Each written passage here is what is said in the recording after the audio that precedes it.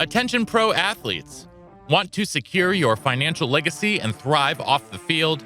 Oakbridge Wealth Management, led by wealth manager Chris Anicetti, is your dedicated financial planning ally. But don't take it from me. Take it from the Dallas Cowboys' Tyler Biadasz. He says, Chris set goals financially and has been incredibly impactful in my journey in the NFL. Experience our customized, comprehensive approach, trusted by top NFL players. Don't leave your financial success to chance. Connect with Chris on Instagram at OakbridgeWM_Anicetti.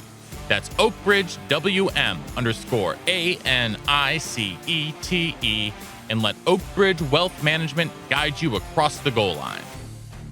Bernstein again, big opening, pass 5, pass 10, the bird loves a man, and he goes all the way to the 15-yard line. 17 yards out the Welcome back to the Believe in Badgers podcast on the Believe Podcast Network, presented by betonline.ag. Once again, I'm Matt Perkins, joined, as always, by Badger legend, the Hebrew Hammer himself, Matt Bernstein. See that, Rob? It's not so bad, eh? Oh, it's good. Listen, every day's a holiday. I'm just so excited for tonight. We got a Badger legend, an NFL legend. Super Bowl champ. Super Bowl champ. And literally when I saw him, I was like scared immediately. So, Rob, what's the first question I asked you? I was like, how weird is it to be this tall and this big and everyone talks to like your chest? Yeah, you get used to it. I mean, years and years of practice. Matt, introduce our beautiful guest here. We have one of the greatest offensive linemen in the history of a long offensive line program from Wisconsin, Super Bowl champion, All-American, Rob Havenstein. I pronounced it correctly. Rob, such an honor to have you here. We had your former Rams teammate David Edwards about 2 months ago. Now we get to hear from the other side of the line from that Super Bowl winner. We'll have to get Logan Bruss at some point as well, just to fill out that Rams offensive lineman trio. But Rob, thank you so much for being here. Well, I appreciate it. Thanks for having me on. Can't wait for it. Of course, man. Of course, we appreciate you being here. So before we hop into it, though, got to remind you guys that we are presented by betonline.ag, where they continue to be your number one source for all of your online sports wagering needs. You name it, they've got it over there at BetOnline. NHL playoffs, NFL playoffs. By the time you're listening to this, both of those series may be done. Who knows? Either way, MLB, casino games, golf, I mean, you name it, it's over there. MMA, boxing. Head on over to the website. Use your mobile device to sign up today. Get a 50% welcome bonus on your first deposit with our promo code BELIEVE. That's BLEAV. Bet online, where the game starts. Let's get it started, Rob. First of all, you don't see a lot of dudes coming from Maryland to Wisconsin. I want to go back a little bit, though. Are you born and bred in Maryland, or did you move around a little bit before you hit up high school? Nope, Maryland, born and raised until I left in, right after high school to go to college. Rob, when did you become such a ginormous human being, though? I was always big. I got a twin brother, and me and him are always, we were always taller. I was always a little bit wider than he was. But I kind of got really big in terms of weight wise, throughout high school, which is 100% my own fault. I stepped on the scale when I first got to Wisconsin, just a smidge heavy. But in terms of I was a 6'5" freshman in high school, and then I want to say we went to 6'7", and some change, maybe sophomore year, and then got up to eventually where I am now, which now I'm getting shorter. So it's 6'7" and 5'8", but I tell everyone 6'8" sounds better, Either way, you are an extraordinarily tall dude. I think you, Aaron Gibson, and Joe Thomas are the three tallest offensive linemen we've had at Wisconsin. So it's nice company to be in. How old were you when you started football? Were you a little kid starting football? Were you like me and Bernie, where you had to jump up older ages because you were too fat? What was little Rob's? Don't fat shame us, Matt Perkins. I'm saying I was one of them. I was a fat. We were double X helmets, and there were no triple X's. Yeah. So I was I grew up playing basketball, a little bit of baseball here and there, but I grew up playing basketball mostly. Me and my brother, and my sister. both my brother and my sister got scholarships to play D1 basketball, so they continued on with that. I didn't start playing football till I was in ninth grade. Honestly, because of the reason I would have to play the offensive line. My dad was always kind of a believer when, kids are kids, you kind of let them experience everything. So he was always my coach for a lot of my youth league basketball games. And we just kind of start in a rotation. So you'd start at the point guard. Next game, you'd start at shooting guard and go down from 3, 4, 5. And everyone would kind of get a different experience, I guess. And not saying, I was, I wouldn't find myself in the post every now and again. But in terms of football, just he never liked the fact that, I could never even have a chance to touch the ball because of the weight limits, what you said, so bluntly that, we would have been too fat for it. Were your parents athletes? Sort of, yes, no. Asked my dad, he was a really good athlete. I didn't really believe very much, but he was 6'6". My mom was I think she cheerleaded for a little bit, but she was, just over 6 foot, 6'1". So there's no real surprise why me and my whole family are tall. Rob, we share a lot of commonalities because my dad he's like 6'1", my mom's 5'11", but I don't think my mom ever played a sport. Sure. Hopefully she's not listening because if she did, I don't remember. And my dad played baseball and basketball. Yep. So football wasn't even on the slate of like things you could do in life. Sure. So it's interesting that you have that. It's also interesting that your brother and your sister went and played basketball somewhere else. I guess like when you fill out like we all did here, you gravitate towards a sport that allows you to be a little bit thicker. Yeah. So what happened in 8th grade to 9th grade that said like, hey, do you want to play football? Like who put that thought into your head? Well, it was always kind of in my head, and it's funny. There's been people when I was growing up, and like the people in my hometown, a lot of the guys there, they were playing when they were young, so they were on the youth teams together and kind of grew up in the leagues together. And there were a couple comments made of being like, I'm going to be so far behind because I'm not playing. And then so it's always been on my mind of like and then basically said once you get to high school, you can play whatever you want. And so that was kind of the decision I made. And I had I was just growing my relationship with Coach Connor, our head football coach at Lincoln High School. And he was an awesome guy and just an awesome coach in my life. So it was always something I wanted to try out. I mean, when I started my first, I was still pretty bad my senior year comparatively, but but for what I knew then, I was good because I was bigger than everybody. But freshman year I stunk, second year I stunk, third year I was kind of stunk, and then fourth year was like, I'm at least bigger than people. So, but do you think it's from not playing early, or do you think it's just like it's a hard curve to get into football? Excuse me, as a lineman and just come into it as a 9th grader? Because a lot of people start later, and it seems to be like they peak maybe where what you've done is in college, and now you played 9 years where you're on your 9th year. Sure. Is there anything? What do you think about that? Like some people start in 3rd grade, 2nd grade. Yeah, Matt. That's an awesome question. I think maybe there's something to it. Honestly, I haven't really thought about it too much. But when it comes to, when you're it's going to be a bad analogy because we're talking about football, but like when you're building a golf swing and you get a bad teacher and you got a lot of bad habits, like it's hard to phase those bad habits out if you've been doing them for 5, 6 years or something like that. And that's kind of what as your basis. So maybe there's something. Dude, that's a great analogy. Yeah.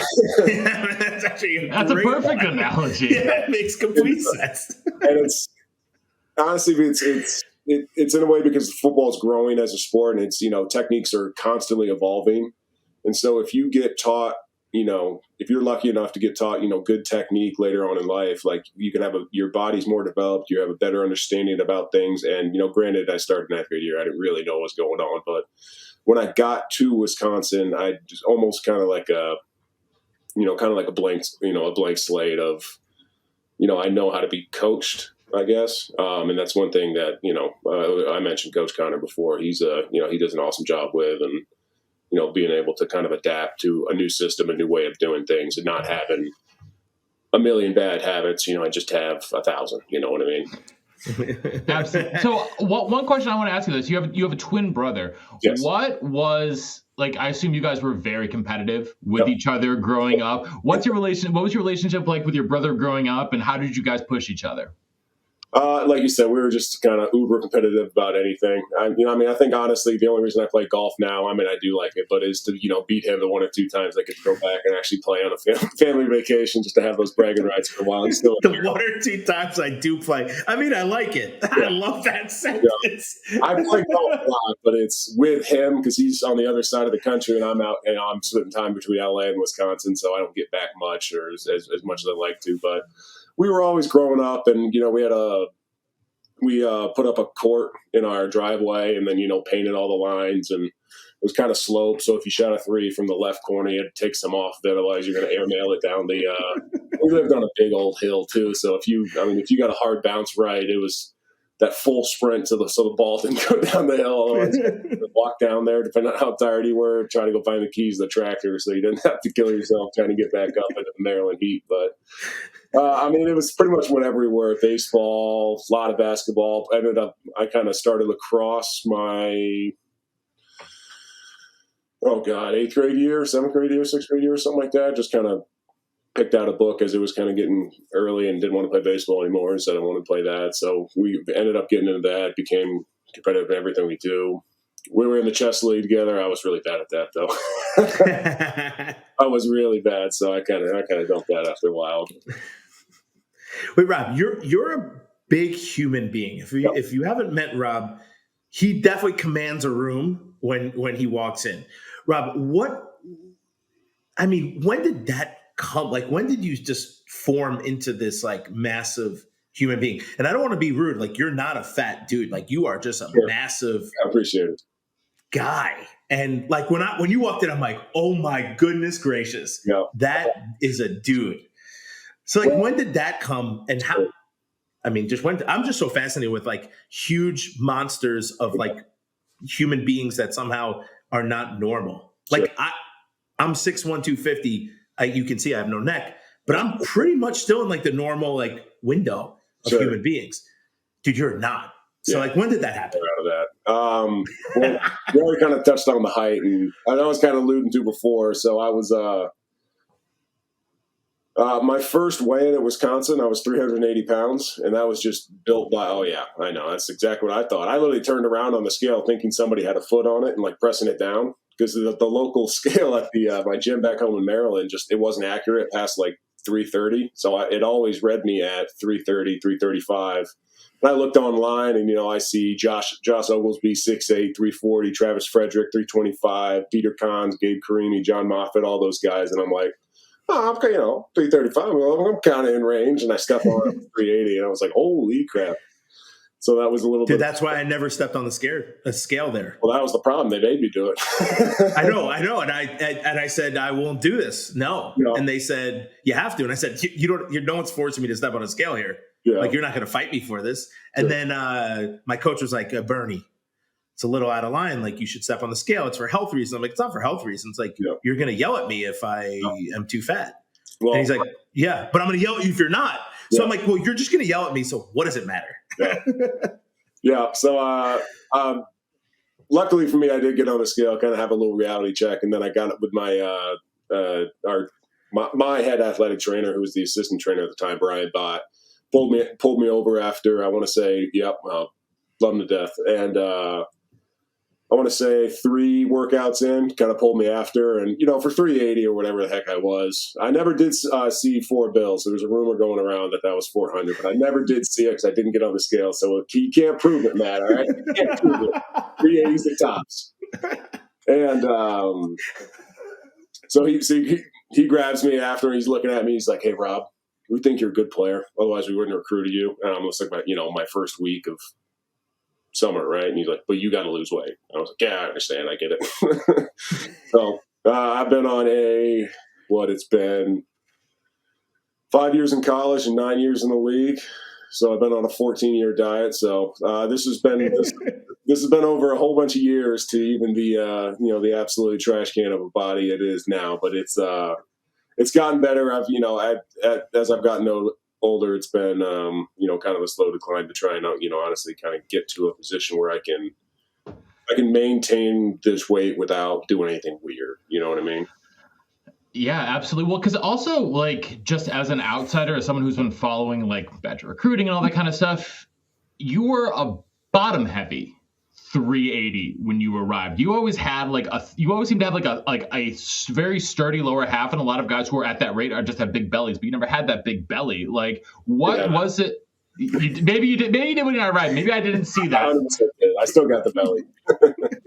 Well, either way. So do we. Either way. Yeah, absolutely. Well, before you get to Wisconsin, you were recruited by not just Wisconsin, Penn State, Stanford, Virginia, Wake Forest, North Carolina, like tons and tons of programs.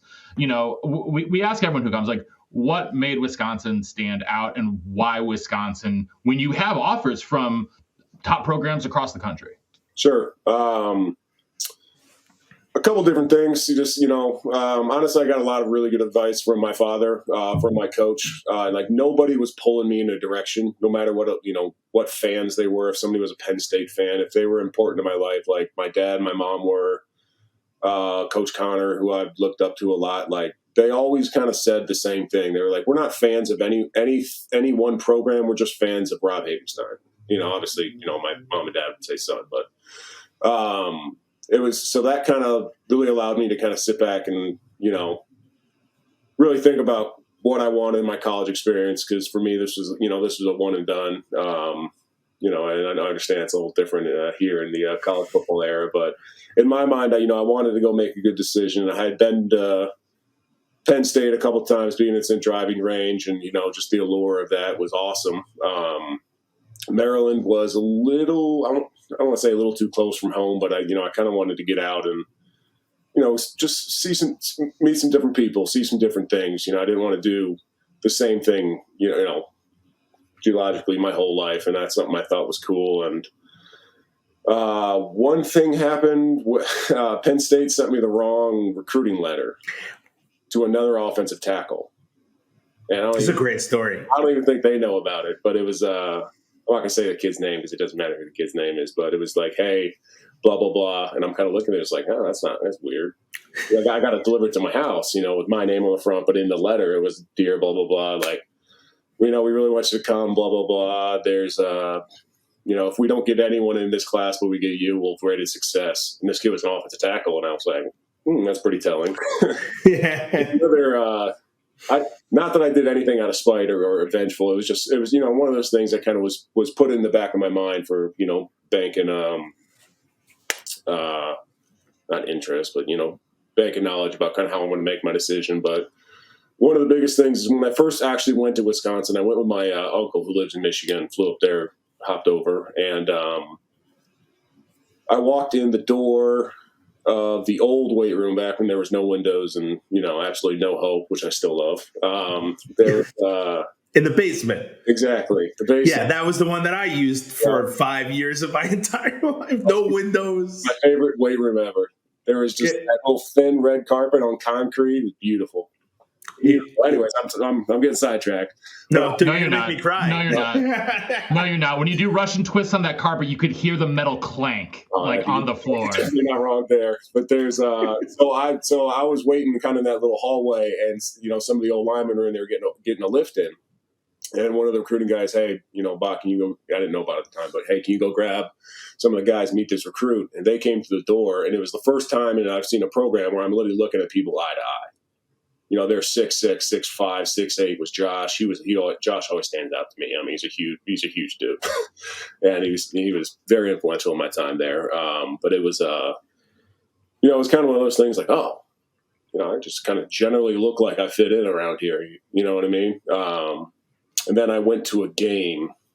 I want to say it was Travis Frederick's first start against San Diego State, maybe Fresno, some red team. I don't know. Yeah, 2008, 2009, something like that. Yeah, that sounds about right. Yeah, that sounds about right. And Travis was my host after, and you just kind of go around, see the campus and everything. And it's I went during well, it starts August, and so it's beautiful there, and it's not freezing cold yet, and you see everyone's out and around. You see jump around. It's just like, man, this is just it's kind of got a different feel to it, and just the whole town. And then once I'm sorry, I'm getting on tangent, but that's basically there's no such thing as going off topic here on this podcast, which is one of the things I love about doing it. Share what you want to share. Yeah, so because we always ask about the officials. So I mean, we're going to go in and ask you about your officials. So Travis Frederick's your host. Yeah, walk us through it. What sold it? Wait, let's go back for 1 second though. If Penn State's on the list until they screw up their letter, which must be mind-boggling to all those guys there. But who else is on that list? And what's exciting? Like, what's your top 5 or top 3 that you're like, man, I want to be at one of these schools? Well, so my whole family is originally from Michigan, so I really wanted a University of Michigan offer, but that was during kind of the Rich Rod era, and I didn't fit. I fit the original mold. Well, I thought I fit the original mold of Michigan. Big offensive lineman. Jake Long, everyone like that. And then Rich Rod era took over, and there was just just got a couple letters, stuff like that, a couple calls. Nothing really happened there. But in terms of what I actually got, I was really looking at Virginia, Maryland, Penn State, Wisconsin. Once I kind of narrowed it down, I did take an official visit to Wake Forest, and it was a cool place, and a lot of good history. But it's just a different feel. You go to the games and people in sundresses and big floppy hats, and the dudes are there dressed in a little collar and the coats, and it's also tiny. It's also a small school. Very small. Yeah, and there was a kid from my area kind of walking me around during that official, and I was just kind of like, well, that's kind of the same thing I thought of Maryland, like a little too close to home, blah blah blah. Which it's North Carolina, so it's a little farther away, but Madison's. Both you guys know Madison's just different. It's just got a different feel. Like if you took the university out of Madison, it would survive. If you took Madison out of the university, it would survive. Like that's the really cool part where you get kind of a big city feel, but not really a big city, or big town, small city type feel, where it's like you get a little bit of both and you get a little bit of everything. And if you're looking for, NYC, then you go to NYC. That's a different story. But to me, that was kind of what I was looking for. We lived in farmland in Maryland, not on a farm, but you know what I mean. Like just kind of how most of Wisconsin is. Mm-hmm. Our football field was in a cornfield, and the farmer wouldn't sell, half the lot on the other side of the field, so they could put bleachers on. And this was 20 years until I think eventually sold it. But so that's kind of what I was used to and having, and then going to Wisconsin, and it just kind of felt different but right. So what other trips did you take? Whatever official visits? I think truly officials, I only took. Did I take I want to say a fish. I might have only took in Wisconsin, but there was definitely an unofficial to Wake Forest, and that might be an official. Honestly, I can't remember that well. But I've been to Maryland 137,000 times. Been to camps, saw everything like that. I went down, saw games, met people. So I was always a little bit there. And then Penn State, didn't do an official, but did a couple unofficials. I mean, it was like a 3-hour driving distance. So saw 2-3 games. Went there a couple times, and a lot of the programs that I was looking at, there was questions about, head coach longevity. Ralph Frigen was the head coach in Maryland, and that was always being talked about in Maryland, as any sports team do. Whenever you have a bad season, and somebody's got to get fired, And then I want to say Al Groh was in Virginia. He was kind of on his way out. Obviously it was a horrible situation that happened, and I'm absolutely gutted for the whole program, but everything that happened with Penn State would have been right in the smack dab of my time there if I would have went there. Because the reason I had a lot of these offers, there was a kid in my class, Zach Swinak, who was like the number one fullback in the nation, like 6'2", 6'3", 245, big old farm kid, ran a 4.5, benched the house. He was a prototype linebacker, but he wanted to play running back, which he was really good at too. We won states with him playing, running back and, middle linebacker pretty much both ways, but he was just a stud. So he got a lot of looks. And it was like kind of, once the guys came into the school, it was kind of like, hey, do you got anybody else? And we're like, yeah, we got this 6'7" kid. You want to come take a look at him? And that's kind of how I got Wisconsin from what I think. I know Coach Bostad was a big believer in, you drafting, recruiting size. So that's kind of, everyone seemed to have fit a mold whenever Coach Bostad was recruiting. So you show up, Mm-hmm. you're at Wisconsin, you go to a game. What do you guys do? Like what happens after on the recruiting trip? Well, I wait around for probably an hour and a half for Travis to do all of his media obligations. So I'm just standing there, and they're like, where's Travis? I was like, I think he's still in media. I don't know. And he comes out, hey, sorry about that. No worries. I'm just a high school kid. I'm not going to say anything. I don't know if I can know that. We go to a couple different parties, meet up with a couple different guys, go have a good time. Nothing crazy. I wasn't, a huge partier back then.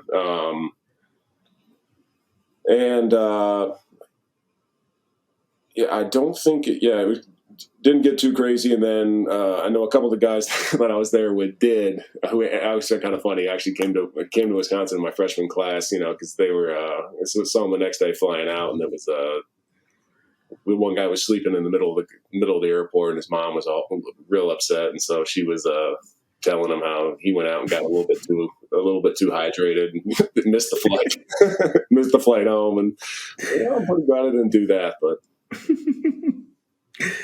I'm pretty sure that never happened to anyone else besides that one kid. Yeah, no. Believe me, I've got a drinking ticket in Wisconsin that. Wait. Talk about that, if you will. You have a drinking ticket? You're a freaking 6'8" beacon. Yeah, exactly. Obviously, that's how if I was a cop, I'd be like, let me see your ID. So, without getting too much into it, there was statute of limitations is over, but we're all good now. I already did my Stairmaster to go ahead and get rid of the punishment, which I'll speak on that in a second. That's actually kind of funny too. Basically, got a little bit too hydrated. Tried to walk home. I thought my apartment building was a parking garage. Couldn't understand why I lived on the 6th floor and why I only went to 3. And so I kind of just gave up and sat down and ended up having a nice little nap, in the parking garage. And so it was kind of like, because I was a large man sleeping in a parking garage, there were some police called, and luckily everything turned out fine. Like I said, I had to make those phone calls, and hey, this is what happened, blah blah blah, and then report for duty for the old Stairmaster. So, but because I was 380 when I first came in, what Bot did was basically, hey, how do you shred fat off guys? You stick them on a Stairmaster for 45 minutes. So I've been doing this 2.5 years. So it was, I almost had to kind of sell it a little bit because it was at like 5 a.m. I'm just kind of doing my steps, and my coach would walk in. I kind of have to bend over and like, oh, it's so hard, without being like, all right, hey, go ahead and speed that up real quick there. What could possibly you have drinking that night to put you in that state of mind? Just a little bit too much. Just a little bit. One fishbowl, probably. That was it. I didn't make it to the bar. I was in line, and I got kicked out by a Fred who will remain nameless. He sent me home, and I was a block away, and I couldn't make it home. It's 100% on my fault, my own accord. I accept responsibilities. Shouldn't be doing that young, and shouldn't be doing it anyways. Now it hurts too much. Dude, now it hurts way too. I had a couple of beers last night, and I woke up today, and I was dying. And I just got a hangover from you saying you drank a couple of beers. Yeah. Me too. Wait, Rob, I have a funny story. So in the summer, I got home at 2:30, 3 o'clock. I was living with a bunch of football guys I was subletting.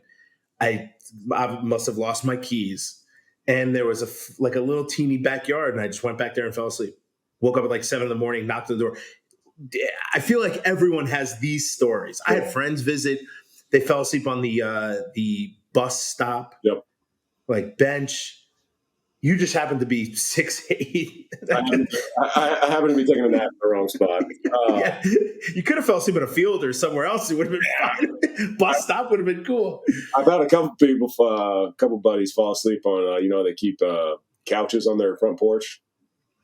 A couple people walk up and fall asleep on those and kind of like wake up and you're like, oh, crap, gotta go. Yeah. Most of the time, it's somebody poking them like, hey, you can't sleep here. It's like, oh, crap, all right, go. Yeah. I never did. I'd probably break the couch, but that was my one story. Listen, I lived across the street from Whitty my senior and my victory lap year. And when one night a couple of my buddies decided that like they want to like bury each other in the sand volleyball area of Whitty outside and fell asleep buried in the sand. That's pretty good. Yeah, I thought that was pretty good. Yeah, that's nice. It would take a bulldozer to get Rob in the ground. Sorry, Rob. I didn't mean that in a negative way. You're just too tall. Like, we're going to dig forever. Now, you came in with some serious characters in your class. One of them is one of our favorite people, Kyle Costigan. First of all, you came in with Costi, you came in with Dallas Wallen, you came in with, like, there were a couple other O-linemen that I think came in with you as well, but, like, talk to us about your relationship with the other linemen and some of the other, Bo Allen was in your class too. Another great guy, another great character. Talk to us about the relationship you had with your recruiting class and how you guys bonded. I'm not sure. Did you guys do who was your head strength coach at the time? So it's John Detman. It was Detman. And Bott was an assistant at the time too. Yeah. Did you guys do the sandbag tour up to the football offices when you first got there? No. It was a 100-pound sandbag, a 75, a 50, and a 25. And so we got all the freshmen there and basically just you went in a line and they all had to be picked up at one time, but it didn't matter who carried them. And you would start from the bottom floor where, you go out to the field and go all the way up to the football offices on floor 8. And you were just walking.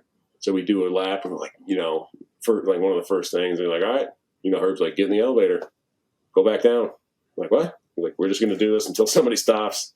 I think we got like 3 or 4 and he was like, all right, good job. Cut her loose. But it was kind of one of those moments where it's like, okay, we got some pretty good dudes. So we're all pretty like-minded. And the guys who stuck around, which obviously you're going to have some guys fall out, that's just the way business works with school, football, injuries happen, things like that. So, but I think we're all very like-minded. And so Kyle actually came in as defensive lineman when he got first recruited and then switched over to offensive line once he realized he was actually pretty smart. And it was always really good. Like Kyle was always really close with Bo Allen, Conrad Zagzebski, and I formed a pretty good bond with those guys. And it was always just everyone, like I said, everyone's just very like-minded. Everyone wanted to get after it and wanted to work and wanted to be good, and we all kind of went about it the same way. And Kyle's one of my good friends to this day, and I love him to death. And I could talk about Kyle Costigan forever. That's you talk about the strongest man alive. This man had a bowl of nails for breakfast without chocolate milk. Like, it's crazy. His guy's stronger than heck. He broke a kid's arm, and we were playing Penn State trying to get a fumble back, which he did because he broke a kid's arm. He's just there's a lot of stuff I can't say here, right? That he definitely did and overcame. But if you want to deep dive into like what being tough and what being loyal and just having a love for a program and a love for what you do, like just go look at Kyle. 14, 15, 16 surgeries later, he finished out his career. We lost since we came in. Our true freshman year, we lost TCU in the Rose Bowl and then lost again to Oregon. Oregon, and then lost again to Stanford in the Rose Bowl, and then went to the Capital One Bowl and lost to Jadeveon Clowney's South Carolina Gamecocks. And then eventually, and Kyle's had, 10, 11, 12, 13, like I said, a whole bunch of surgeries at that point of just gets himself into a position to go ahead and play this last game, which he might know it might be his last game of the career. I know he gave the NFL thing a shot. And if he was healthy, he 100% would have made it, and he'd still be playing today if he was healthy. It's just one of those things that's, it's just kind of got bit by the bug. But he gets himself in position to start and just grinds it out, and I'll forever love that guy. It's hard not to. It's really hard not to. Like, he's a legend, even for like he's a legend around the program for so many reasons. So, attention athletes. Do you want a frictionless and tailored financial planning experience to secure your future? Well, look no further. Introducing Oak Bridge Wealth Management, the premier financial planning firm for professional athletes. Led by wealth manager Chris Anicetti, our team provides a unique and comprehensive approach, ensuring your financial success both on and off the field. We understand the unique challenges you face as a professional athlete, from managing cash flow habits to planning major business purchases and navigating complex contracts. That's why we've developed a proven process, working closely with our strategic partners to provide seamless solutions for your unique financial journey. Our services evolve with your career, offering short, mid, and long-term goal setting, portfolio optimization, real estate investments, and more. As you transition to life beyond the field, we support you with career development and philanthropic ventures. But don't just take our word for it. Top NFL players like Chase Boulier, Tyler Biadasz, Alec Ingold, and more trust Oak Bridge Wealth Management to guide them towards financial success. Troy Dye of the Minnesota Vikings says, I really love the work that Chris and the rest of the Oak Bridge group do. I especially like the honesty and transparency when it comes to setting up financial goals and plans that best fit my needs and situation. It's time to elevate your financial game plan. Connect with Chris on Instagram at OakBridgeWM_Anicetti. That's OakBridgeWM_ANICETE. And join the winning team. So you get in fall camp. Do you have like a welcome to college football moment besides when you stepped on the scale that first time? Yeah, practice number one. I'm going to say practice number one. What happens in practice number one? So it's August, hotter than heck, just humidity, and, I'm wearing, football pads, a helmet that doesn't fit, blah, blah, blah, blah, blah, double knee braces, which I've never done before. So like the first practice, I'm running out and I'm trying to run with these knee braces. They catch. We're doing like our little warm-up crossfields, and I hit my face. So I have to like scramble up, and then I'm like running like a cowboy out wide to try and not clip them. And so, and day one, I'm a true freshman. I'm just a blocking dummy, right? I'm just holding the bag. But the way Bo ran Indy was like, go, sled, this, sled, go, shoot. Freshman, get up there, hold. And I just kind of never done anything to that pace, that intensity before. I wasn't even taking team reps. I was literally just on Indy, and then we come back after and do some Indy. And like I got to the point where I was just like and I was really, I was super fat at the time. So it's like not like I was in really good shape at all. And I was trying to cut weight, not excuse, I was super fat. And I remember getting blocked one time, and I just, legs gave out, and I about broke Kevin Zeitler's ACL. And, but like, it was one of those things where it's, he's just dog cussing us and, getting after it. And, he's in sweatpants and a long t-shirt with just sweat marks, like gray sweatpants, like all the way down to his knees. And I don't even think he cared. And one of the great lines, Coach Chris actually said to me, he was our OC at the time, and it was like pouring rain one time, and Bo's standing there. He's got his hat on, hands on his knees, and he's just watching guys do Indy. And he kind of comes to me and goes, "Hey, Habs," and I was like, "Yeah, what's up, Coach?" He goes, "You think Bo even knows it's raining?" Honestly, probably not. But so we know this, and I'm just dead, dying. Like, I can't even pick my head up. I'm so tired. I've never felt a level of tired that bad. And I was like, dude, I can't do this again. Like, I can't. I'm done. That was it. Like, I'm walking back through the tunnel, like thinking of what I'm going to call my mom and tell her, like, I can't do this, and be like, Dad, I'm sorry, And luckily, I looked to my right, and there's a freshman defensive lineman, same look on his face, head down, and I kind of looked at him and was like, hey, was that as hard as it? No, he kind of looked at me and goes, dude, was that as hard as it was for you, as it was for you? And I was like, oh my God, like, I'm going to die right now. And he's like, we kind of had like a little pity party together. And, you kind of get your breath back, and, you kind of go to bed, and you wake up the next day, like, okay, one more day, one more day. We'll give her one more day. And that turns into, 5 years later. And 9 years of the NFL. It's just something new. And you didn't know this at the time. You're a young kid, what do you know? But like, it's something new. May kick your butt the first time, but you adapt and overcome. You know what I mean? And that's, you take that to your first day of college, first day of high school, first day in the NFL, your 9th year in the NFL. There's always going to be some new challenge you have every year. So the transition from high school to college it's big though. It's a beast. It's a beast. It really is. Maybe from college to the NFL is a little different, but like you're dealing with like physically different human beings. Almost men, real men, like actual men. Like you show up and these dudes are 22, and I've never voted. I don't know about you, but I'd never voted in an election before. No. Let alone be like 22 years old. And some of these guys were monster trucks. Yep.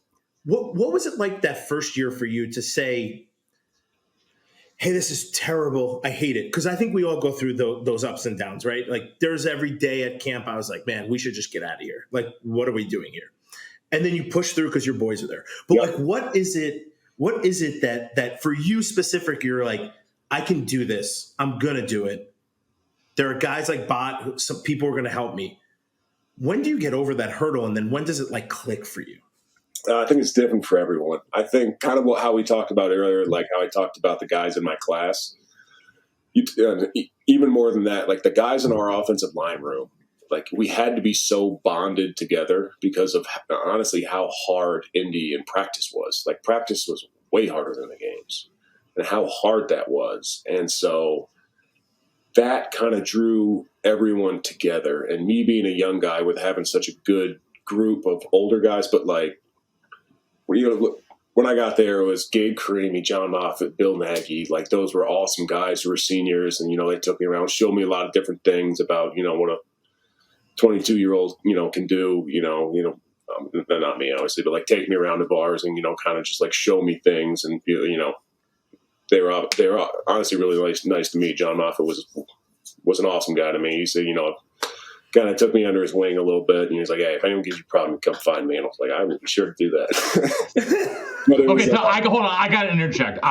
One of my good buddies played with John in Seattle. Yep. And so I need to ask you, craziest John Moffitt story that is fit for an audience of the podcast, because there's a lot of John Moffitt stories that aren't. Yeah, no, there's a lot. Honestly, I don't know if I can say any crazy ones that are fit for this. We're going to have to get together, have a beer or 6, and then probably just start talking about them sometime. But it's well, listen, Bernie and I will be up in Madison in about 2 weeks, so we can make that happen if you're up there. This week, so. We'll have to wait till you retire. But then 6 to 12, and I can't wait. All I've heard about John is that, one, he's absolutely crazy. Bonkers. But I've met him a bunch of times, and he's like your dude, though. Like awesome. If I got into a fight and I never played with him, he would fight with me. If you had a W on your ball, he'd be like, "Hey, that guy's got no neck and has a W. He's probably full." But it's crazy. Do you think it's crazy to have that like, I love that reputation for him. I love that. Like maybe some of the other stuff was a little outrageous, but like the fact that like I knew that guy had my back and I didn't know him was awesome. Mm-hmm. And I hope people know that about me, but like still, sure. He really would be like, if somebody punched me in the face and he didn't know who I was, he would punch them in the face. 100%. Yeah, no. I think having a guy like that is awesome. Having a team full of guys like that, that's probably a different story. But you got one guy, and it wasn't like he was always off the rails. Like he commanded respect by the way he went about his stuff. He commanded it in the weight room. How he led, how he got after it. And obviously I was kind of watching from a freshman's perspective. Like I said, didn't know anything back then, still know a little bit now, but he was just, it wasn't just like, oh, this guy's crazy. Like, let's just stay out of his way. Like he commanded things and just had a little bit of, he just had an edge. Yeah, exactly. He just had an edge to him, and he got to play college football the way he wanted to. And, who's any of us to say that's got to be a certain template? There isn't one. And like I said, John did an awful lot for me. And so, I'm forever grateful for John Moffat. Listen, me too. Yeah, absolutely. Bot speaks. I've had Bot at the bar talking Bot's about some got Moffat some good stories. stories now. Now that's a man, you get a couple tequilas in, you can have some good stories. Bot has way too many because he's been around for way too long, and he remembers everything. I don't remember anything. He remembers everything. I know. He'd be like, hey, remember this time here? And I'm looking at him like, how do you remember? No, I don't remember that. I have so many Bot stories, and some of them are completely like outrageous and blow your brain why it even happened. Mm-hmm. But we're not talking about Bot, Rob. We're talking about you. Oh, yeah, that's right. So when does it, like, you, dude, what's it like to start a football game? Like, what's it like to run out there knowing you're in the game, you're playing, and you're like, whoa, everyone's here for me? Because what was your first start? Your first start was what? First game sophomore year? No. Or was it redshirt freshman year? Redshirt freshman year. I started South Dakota State when Russell was quarterback. Whether I think Josh might have got banged up a little bit. Josh Oglesby was playing right tackle at the time. I was his backup. Or they were resting him or something. I can't remember. But I got my first start there and Ryan Groy got his, I want to say his first start. Maybe I'm wrong. He's obviously a year older than me, but he was also in with us. But my first action, I'll get back to starting here in a second. But my first action was UNLV. I think we opened the season with them, and we were going into half in a 2-minute drive. And I'm standing on the sideline, like, cool, let's go score, boys, like, woohoo! And I just, I'm standing next to, we called Coach Bo Dad at the time, so I was standing next to Dad, and he turns around, he kind of points to me and Ryan, he's like, you two, get in. And we're like the game? Like, this thing out here? Or like, what are you talking about? Flying out there. First action was a 2-minute drill with Russell at quarterback. And the whole time I'm studying, I'm like, just don't kill him. Don't get him killed. Don't get him killed. Don't ruin the season. I'm like, oh, God, I'll leave right now. But starting, I think there's an evolution to it. Like, as you get better and more confident and be like, okay, I have that moment of I can do this. And kind of what we were, just talking to earlier, which I don't think we ever truly fully answered. But like, basically, what I'm getting to is it kind of grows and grows and grows the more you fail. Like the more you get beat, the more stuff you see, the more times you lose, the more times it's just so hard you can't do it. Then you just go ahead and slap that arm around your back, and you just come back the next day, and you just go ahead and learn what you did before. Hopefully, fix it. If not, take another day, fix it then. And you just keep going and going. And as the years get on and on and on, be like, hey, I'm in this thing. Like, I'm here. It turns to a point of like, wide eyes, like, oh, crap, there's – how many people are in Camp Randall? Like 84,000. There's 84,000 drunk people screaming, like, this is awesome. Like, it turns into like all right, like a focus where we can actually kind of like tunnel in and get that thing out, and just everyone kind of goes to blur. And it's just faces kind of jumping and bouncing. It's a blur. When you're really confident about what you're going to do, like how you're going to go do it. And you may not, but you're confident about what your plan is, how you're going to go do it. When you're young, you get those eyes going, and it's like, man, this is so cool. I just don't want to mess up. My parents are in the crowd, and, Cindy Lou Who is watching me on TV back home. If I give up a sack, she's going to leave me, type thing. You know what I mean? So it's just kind of like as you grow, you really kind of get into it and get after it a little bit. Dude, you're cracking me up. I love that. But you're right, though. It's when you can like slow the game down, and you fail, you get blown up, you miss blocks left, right, up and down. Your coach is yelling at you. You're watching film. The only way to do that is to get a fire, right? To like get that burn. Yep. And the second you figure it out, mm-hmm. But so when was that moment? When do you think that was for you, when you're like, man, I got this figured out, and I can go now use my strength, my speed, my literal little size to blow dudes up, and like, I can be that dude now. So I'd say it was going into my junior year when like kind of right after junior year, go junior-ish. I saw, like Ricky Wagner gets drafted Kevin Zeitler gets drafted, Peter Kahns, guys who I've not grown up around because they were a couple years older than me, but like I grew up in Wisconsin watching how they work, watching how they get after it, how they play. I've heard them talk about how they think about football. And I was like, okay, here's this and that. And then all of a sudden, Travis goes and Brian goes. And I'm like, oh, wait, I can do this. Like the NFL is a real possibility here. And so it's kind of like, it kind of shifted things to me and be like, this isn't just a 5 and done. Let's have a good time. Like, let's, obviously I was trying to get good the whole time, but like, just like seeing that there's a future after, you know what I mean? To truly kind of start putting this together because I knew how those guys thought. I've drank with them before. I've, been in the meeting with them for countless hours. We've talked about meetings. We've been in games. I played next to them where it's like, oh, got a real shot here. So we can go ahead and, see what happens. So as a senior, you talk about all these guys who have gotten drafted. You're now anchoring that line as a senior. How did you grow into that leadership role? And who were, how are you as a leader? Describe your leadership style, I guess I would say, in the offensive line room once you are the veteran of the bunch, the next guy who's going to the NFL. Sure. And I tell all my young guys in the NFL too, like when I'm long and dead, like I want them to pull anything from me that they like and just take it for themselves and just be like, oh, I know I got this from him. Like, no, that's yours now.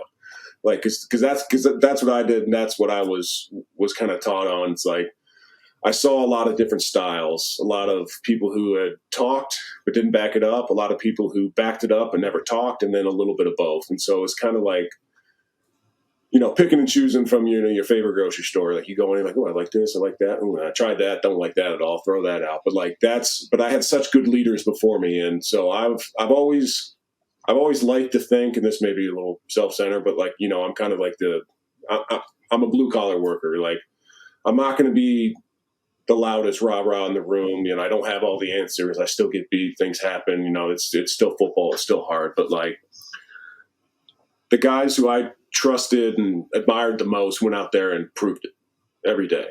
They were the example, not by just what they said, but how they did it. And then if they could back that up with words that actually meant something, then it was like, okay, like, oh, like that might be a little click in somebody else's mind, which, for me in Wisconsin, that's what all I wanted to do. I wanted the next kind of generation of linemen to like, hopefully take anything from me. And I'm not even sure if I did that. But that was my goal. That was how I was taught, how I had conversations with my leaders as I was growing up. And so once I got to senior year, that's kind of how I tried to take it. I did take a little bit more of a vocal role, especially with the team. That was new to me. That was, like I said, like I stole Travis Frederick's pump up speech one time. Like it was awesome. Loved that thing. I was like, I even texted him. I was like, hey, I'm going to steal this for, I think, the Minnesota game.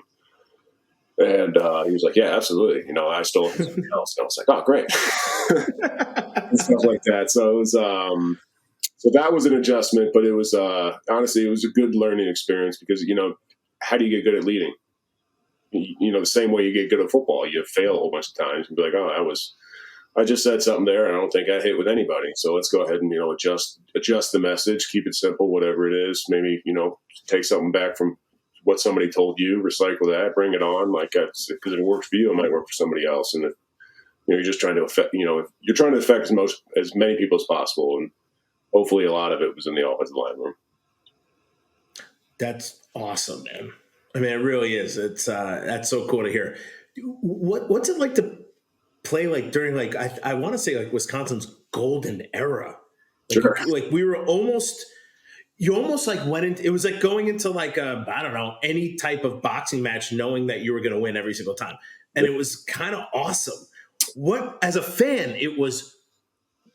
I mean, literally every year you're like, we're going to win at least 12, 13 games. Mm-hmm. What's it like being on that team? Yeah, it was really, really cool for me. Obviously, winning's the most fun thing in the world.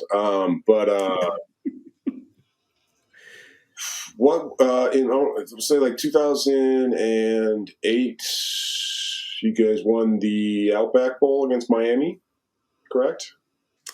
was kind of just starting. That was kind of when I was committed, but I was watching. I was like, oh, like they can hang with you. You know what I mean? Like that's kind of crazy. And you come in and, like I said, like you're not worried about the season at all. You're just trying to survive the day as a freshman. And so, but once you kind of were able to kind of like take a step back and realize what you learned that year, it was you realize what it kind of went, like what it took to go ahead and get those wins.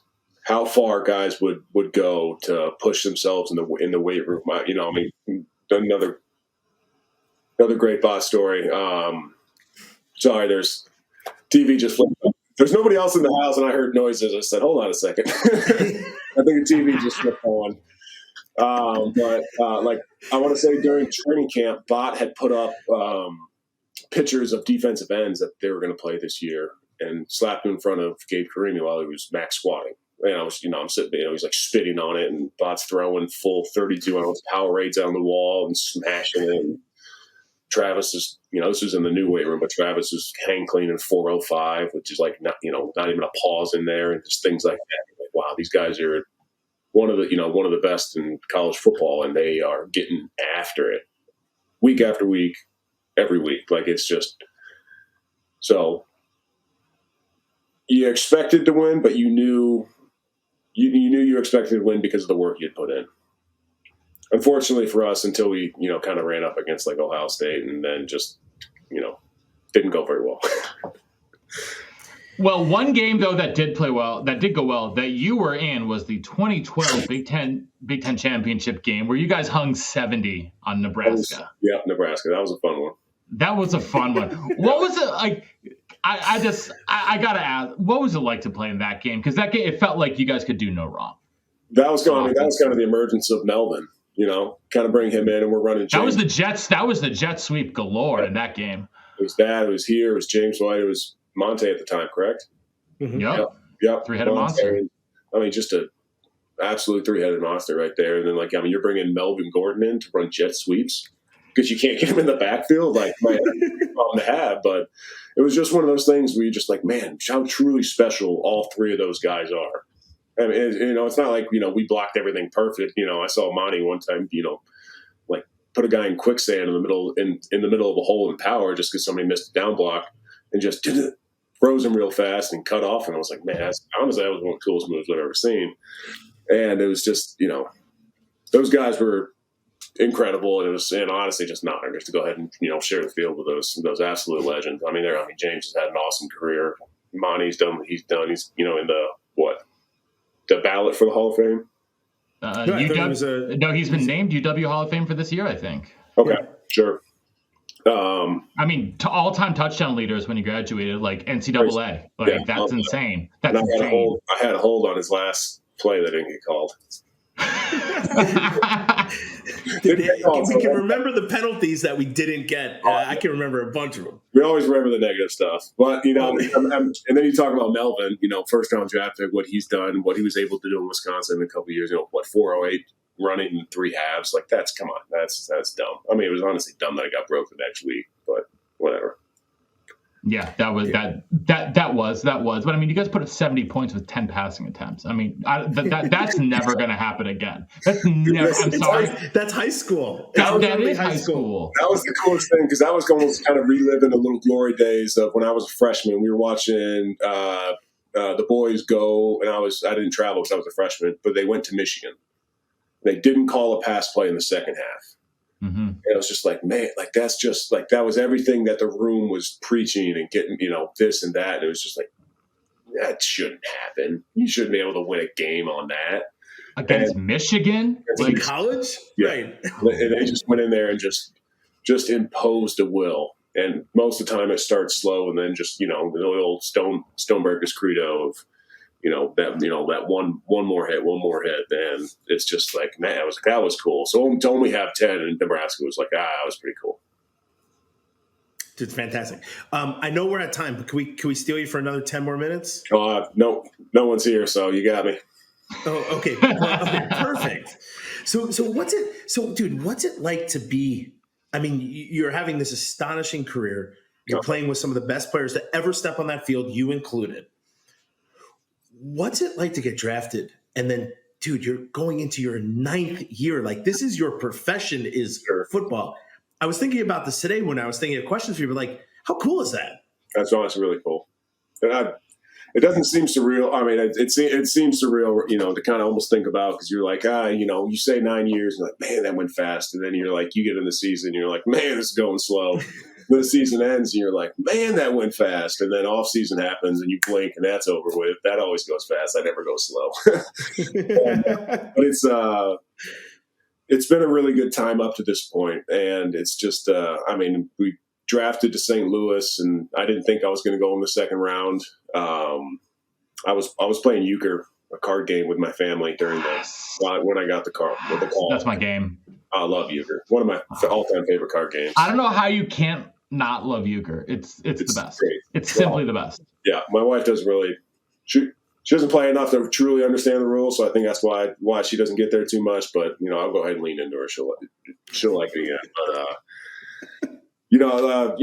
I just put it on just to have it on and have my phones next to me, luckily. But I didn't get any cell service in my house. Luckily, the call came through, so I had to pick it up. And Bo Allen had told me a story about when he was in the he was told he was going to get picked up in, what is it, like a 3rd, 4th, or 5th round by a certain team. It was their pick. And a call came in, and he sees it, looks down, it's the right area code or whatever, and picks it up, and hello. He goes, "Hey, this is the Red Cross. Do you want to donate blood?" And he's just sitting there, and he didn't redshirt, so he was the year before me, even though we came in together. And he's sitting there telling me, he's like, "Don't ever effing call me again." And this is one of those things, it's just the Red Cross is calling me to donate plasma or whatever. And so I ran outside real quick, and it just happened to be the Rams, and I was like, "You got to be kidding me right now!" And I actually but maybe about the start of OTAs, I talked to the rookies this year, and it's kind of explaining draft day to them as they get older and older, because when you get drafted, it's the greatest moment in your life, and it's still a really good moment. Like, it's one you're going to have with your family or whoever you chose to be there with you. Then as the years and years get on, you're like, draft day, not too, well, I wonder who they're going to bring in. And then all of a sudden they start drafting a couple in your position. You're like, whoa, hey, take it easy right now. And, as you get older and older and older and older, more guys get drafted, more here, more there. And you're like, and then it turns to a point of like, well, I'm not worried about what other people are doing. I'm going to worry about what I can do type thing. So, it does shift there, but getting drafted in the second round was awesome. And, I went for Melvin Gordon senior year, and then their first round pick was Todd Gurley. So I was like, wow, that's pretty fortunate. That's in college football, and now I get to play with the other one. Like, sweet. Big fan of that. Yeah, that works out. That absolutely works out. So you've gotten to play, speaking of Gurley and the Rams, one of the most notable coaches that we've had in the past 20 years is Sean McVay. Like, he's changed the game in a lot of ways. What has Coach McVay taught you about the game of football? Sean's just so smart about how he goes about things. Like, everything in his offense has a place. It has a meaning. It has a reason. We don't just run motions to run motions. Like, we run motions so it looks like another motion we have on another play, which looks like another concept we have on this play, which looks like, something he dreamt about 4 years ago type thing, like his life is football. And I think he dreams in football. He's got, if he's ever, standing there staring at the wall, you can just imagine there's little like X's and O's that he's picturing. And he's just that smart about the game. And having grown up with his grandfather being around the Niners and their championship run, like, he's seen good teams. He's been around awesome players. He's been a coach up and through Washington for a long time, met a lot of good people there. And when he first got his job, or his head coaching job in 2017, he was obviously young, and he was younger than Andrew Whitworth, which was another guy I was super fortunate to be around. Honestly, I was super fortunate that Sean came in so he could bring Whit in, because that was one of the best things that's ever happened in my career ever, to bring a true NFL veteran. Because when I first got to the Rams, I didn't have that cemented offensive lineman leader. A lot of the guys were kind of fighting year to year, hopefully trying to be on the team, which 100% I would not agree with. But can get along with, but there wasn't that one guy who's just like, I'm the guy, and this is how I became the guy. Take it, take what you want, leave what you want. And Witt's a lot of the, I took what I learned from Wisconsin, like I want to pick and choose from leader stuff. Like I honestly just took a whole chunk of what he tried to do. I couldn't do it physically because he's an absolute alien. But of just how he thought about the game. And so when Sean came in, he brought in John Sullivan, a center who's an absolute just savant about football as well. And then Witt, who at the time was, I want to say, a 13-year NFL left tackle, like growing up through generations, battled James Anderson, who else? Elvis Dumerville, Terrell Suggs, Mathis and Freeney, like just dogs. And so kind of getting, trying to get under his wing as much as possible. And he was just such a nice guy of like, he wanted to leave the NFL and the Rams better than when he got there. And, I think he's done that. What's it like to hoist the Lombardi Trophy? It's a little surreal. When you're talking about, dude, it's the epitome of sports in America. Like there is nothing else. I'm with you there. I know they have the debates online, like, what's the best trophy? And you're like, it's a Super Bowl. It's a Lombardi Trophy. Stop. Like 100%, you got 16 games. They all matter. We're not playing 82 games. But, obviously, stuff's hard. I'm not taking anything from other professional sports, but when you got, I guess now 17 opportunities, and then you have, like, you have an off day, you're done. You're out. The whole season's done. Everything you did, all the training you did, done. There's no coming back for game 3, game 4, game 5, game 7. That's it. You're done. That's it. And so holding that after losing in 18, Sean's second year to the Patriots, and just seeing the confetti fall, and you're sitting there in 2018 like, man, I'm probably never going to get back here. It's just statistics will say it's just, you're not thinking like that in the moment. You're just like, after we just lose that, all we have to do is score. I'm not going to get attention on that game. We're sticking to the good stuff. It's just like, I'm never going to come back here. It's just things happen in the NFL. Teams don't stick around that long. There's windows for players. Like, it's just, man, I had one opportunity. I'm going to be telling my kids about this, how we lost. I lost 3 Rose Bowls, eventually won. I thought I was like, man, I'm cursed. I just can't win the big game. I don't know if anyone can like see this, and hopefully no one does. They don't fire me, but it was one of those things like, man, I'm just never really going to win the big one.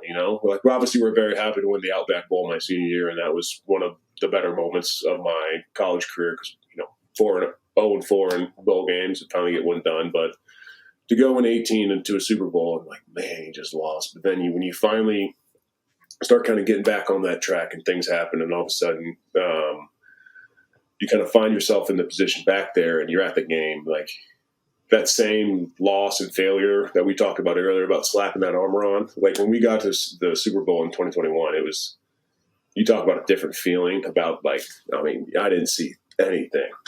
There wasn't even people in the crowd, and that was the thing I felt from everyone on that team.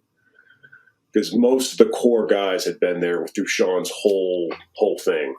And so we were, 17, 18 by storm, 19 have a really bad year, 20 just kind of okay, 21 got a good, 20 okay, 21 get back to the Super Bowl. And so we're playing obviously a team that Sean's coaching tree, if you want to call it that, Sean's coaching tree's there with Zach Taylor, and it's like, oh, this is pretty cool, and the Rock's out there. We're playing at home in SoFi, and a brand new stadium, but it's still a Super Bowl, so it didn't feel like a home game at all. But it was to hoist the NFC at the end was really cool because I looked down and I had 2 little daughters at the time, and they're running around the confetti and playing. And I just kind of sat down and just kind of had a moment of just like, man, like how much my life has changed for the better from my football career. The day one I walked into a obese 380-pound offensive lineman, and all of a sudden I'm standing here, with my wife running around with my kids, and they're throwing confetti in the air, and someone's going to hand me an NFC championship trophy. And I was like, man, this is cool.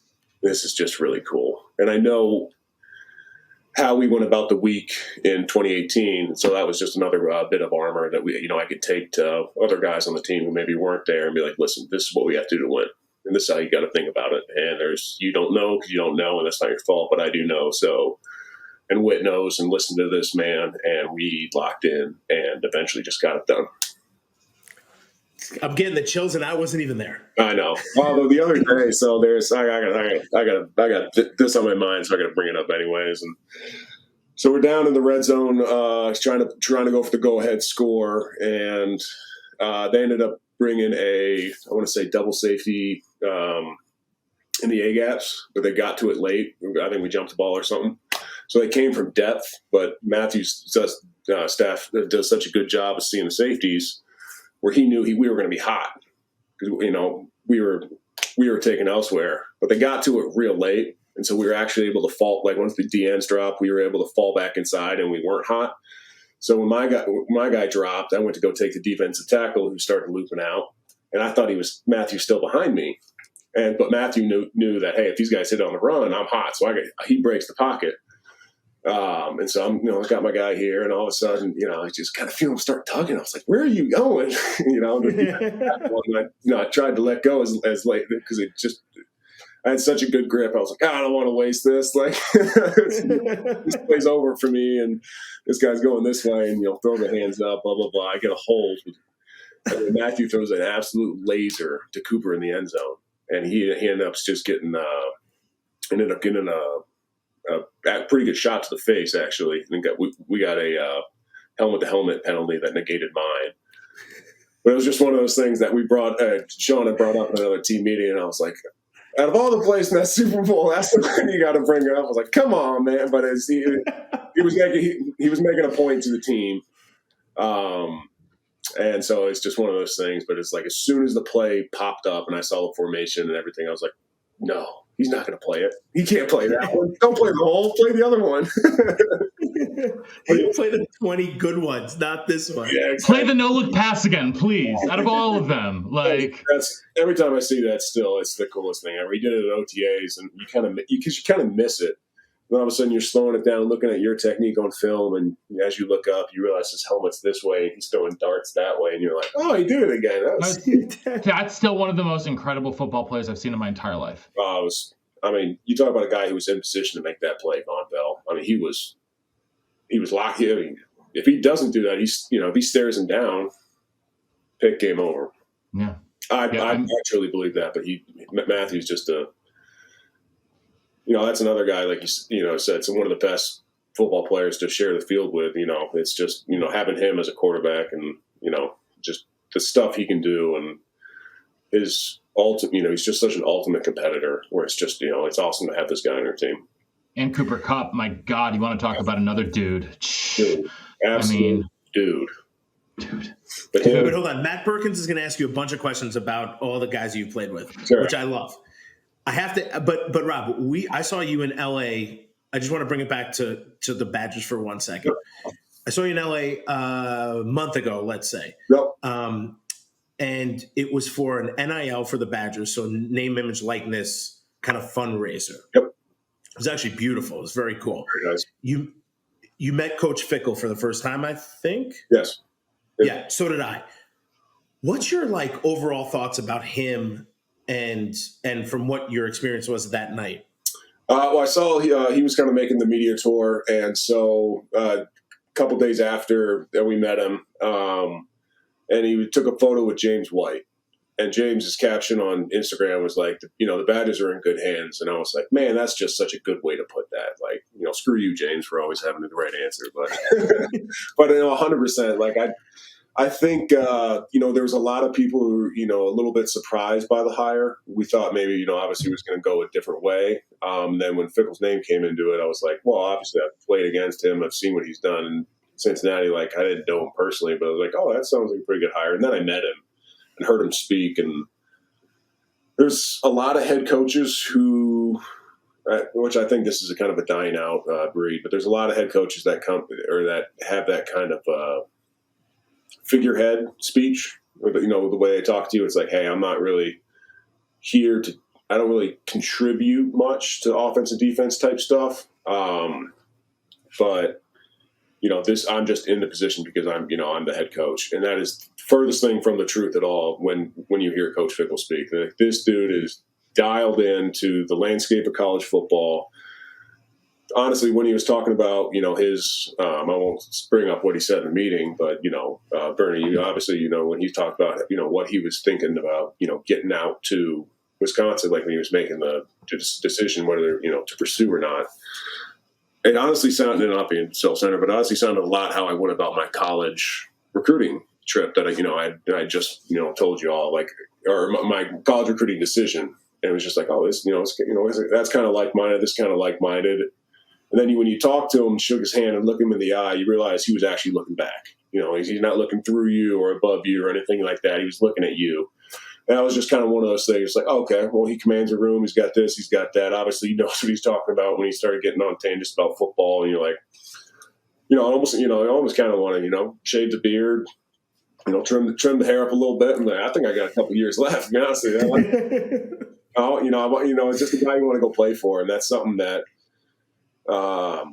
That's something that you just can't buy. You can't fake. It's just you got it or you don't. And that's like James said, I think Wisconsin's just in good hands. And I was just thoroughly impressed with Coach Fickle and his staff. And I saw the spring game, and obviously, people who look into spring games too much, stop talking about spring games. All right, we didn't score a touchdown in our spring game at 1 year.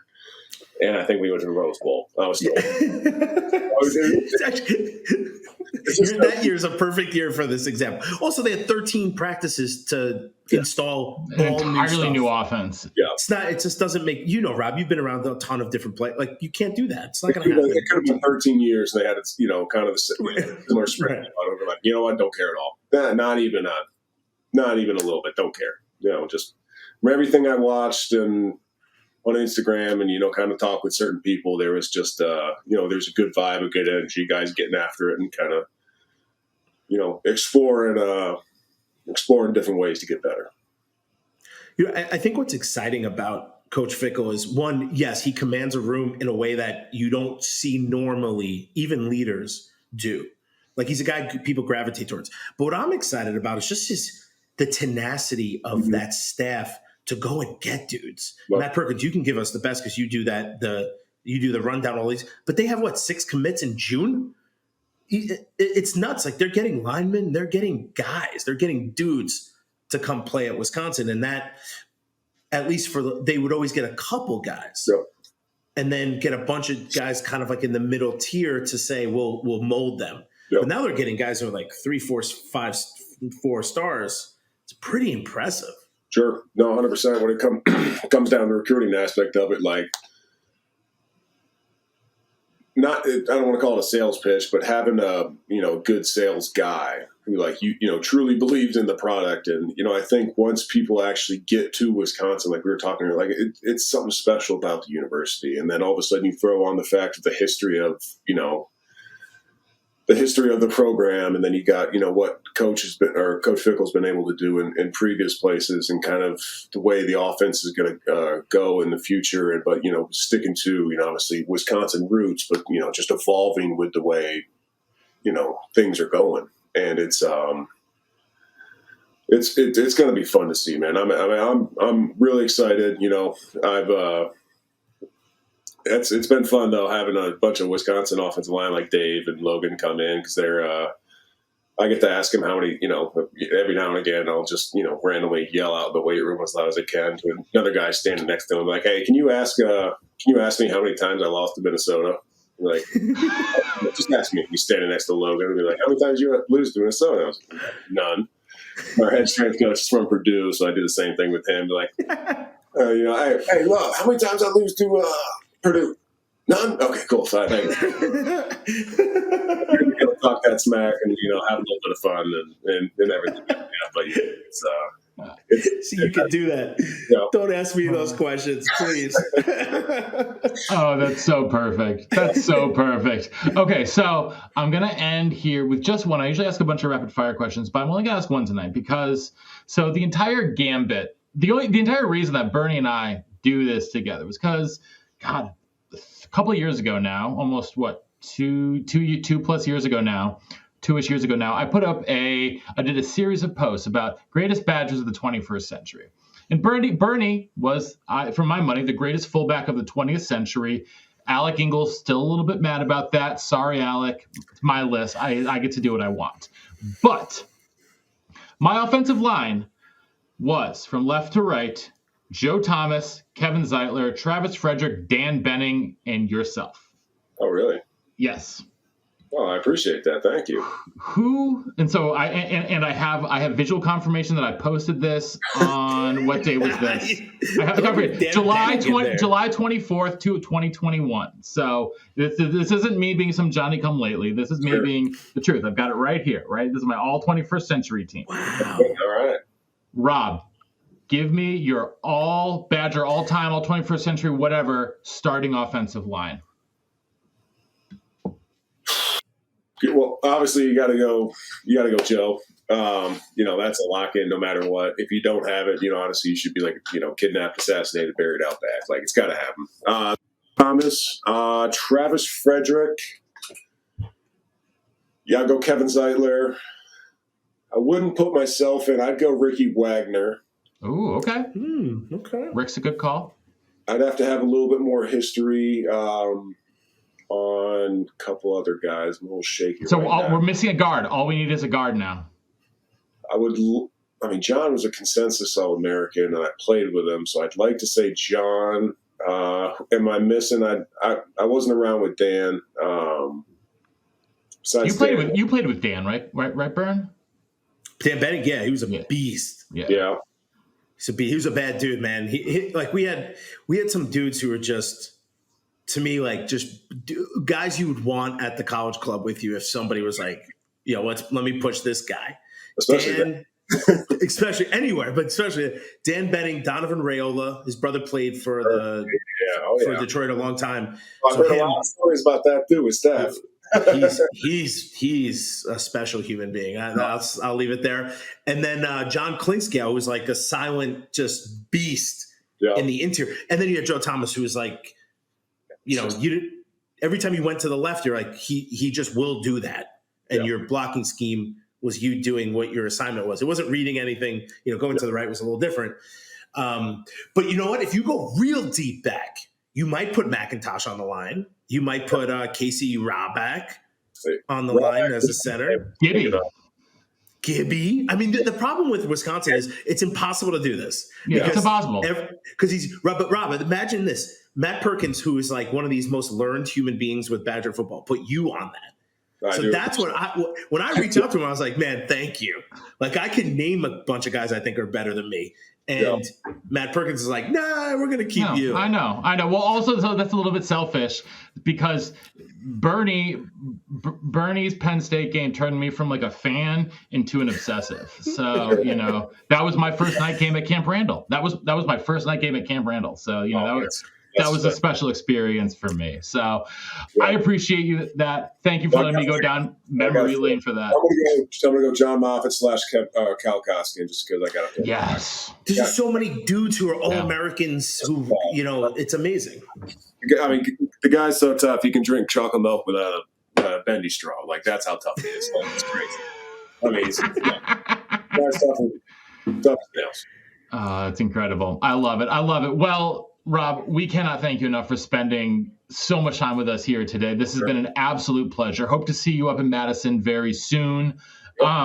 Best of luck this year on the Rams. Not too soon. Get like 5 more years in.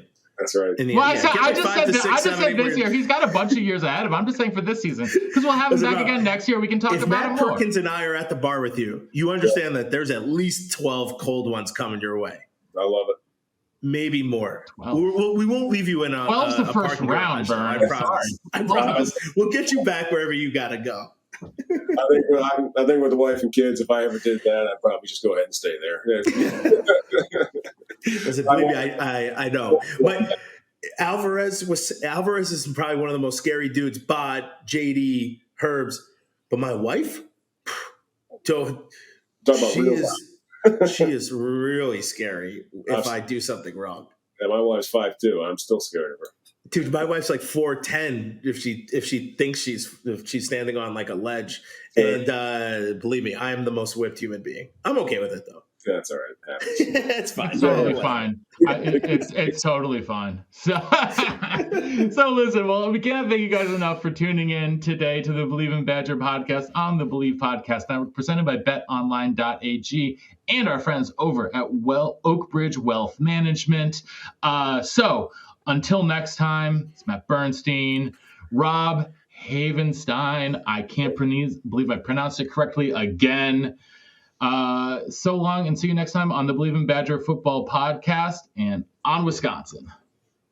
On Wisconsin. Wisconsin.